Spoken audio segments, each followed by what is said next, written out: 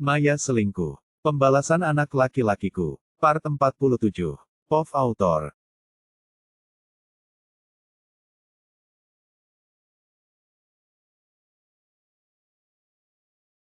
Al, jadi kamu mau nggak jadi seseorang yang paling berharga untuk aku?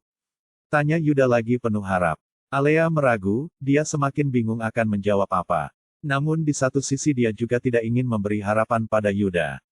Maaf, Yud. Sebenarnya aku sudah menyukai orang lain, jawab Alea pelan namun mampu meluluhlantahkan perasaan Yuda. Dia tidak menyangka jika Alea akan menolaknya seperti ini.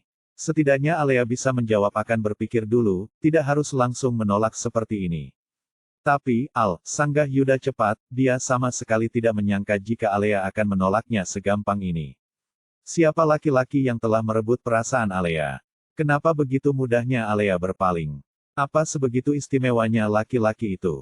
Yud, aku mohon kamu ngertiin aku ya. Jujur, aku dulu memang menyukai kamu. Apapun yang ada di kamu aku suka tapi hanya sebatas suka, Yud, jawab Alea lagi pelan. Dia tidak ingin membuat Yuda malu karena ini. Di sini banyak sekali orang, dan dia tidak ingin orang-orang tahu kalau dia menolak cintanya Yuda. Kamu bercandakan, Al? Tanya Yuda lagi sambil menyugar rambut panjangnya ke belakang. Dia membuang nafas kasar lalu merebahkan punggungnya pada sandaran kursi.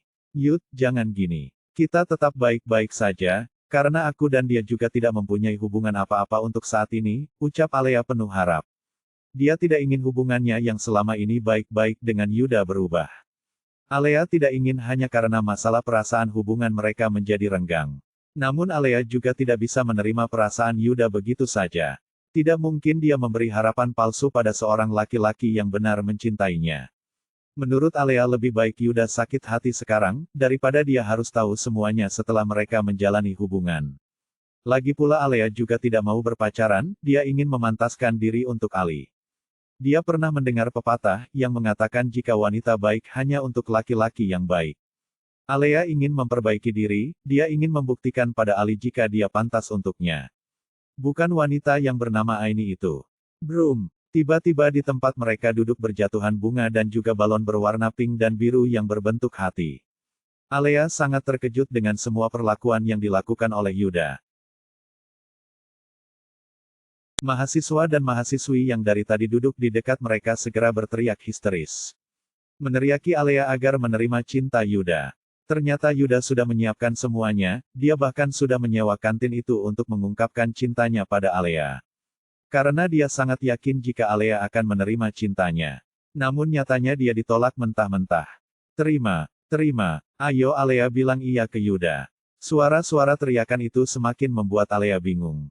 Yuda masih duduk lesu di tempatnya, wajahnya sedikit memerah karena menahan malu.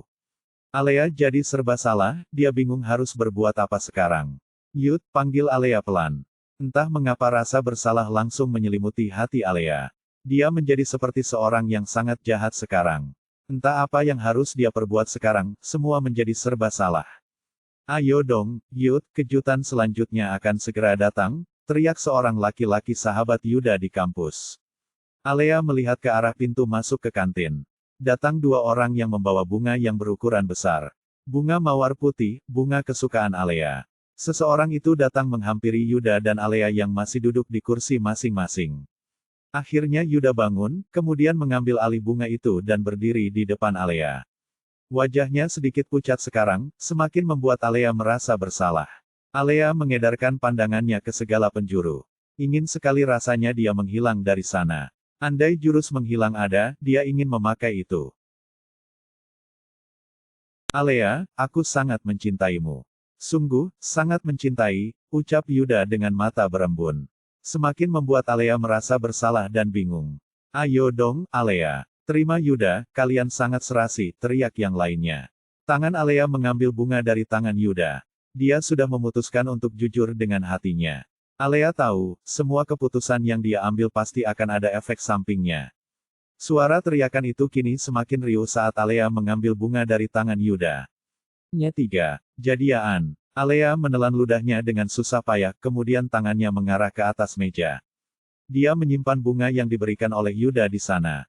Seketika suara teriakan itu tiba-tiba menghilang. Suasana menjadi hening dan dingin. Terima kasih, Yud. Tapi kita tidak bisa bersama. Maaf, lirik Alea yang membuat Yuda semakin menunduk. Semua orang yang ada di sana seketika riuh dan juga bingung. Beri aku alasan, Al. Bukankah kamu dan dia juga tidak ada hubungan apa-apa? Tanya Yuda memastikan. Dia masih berusaha untuk meyakinkan Alea agar menerimanya. Dia jatuh cinta pada gadis itu, berkali-kali lipat. Jujur, Yud, aku berencana akan hijrah, dan aku tidak akan berpacaran. Aku ingin memantaskan diri untuk suamiku kelak.